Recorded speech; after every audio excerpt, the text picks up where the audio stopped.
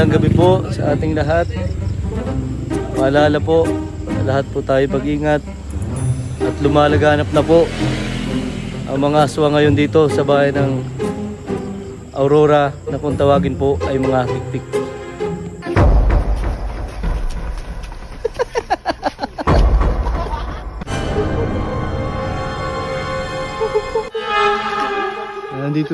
Andito na po sila.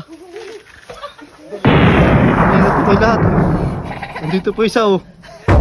Yung dalawa po, nandito po yung dalawa at tumakbo. Nandiyan na po mga tiktik oh. Nagkarantang po dito mga tiktik.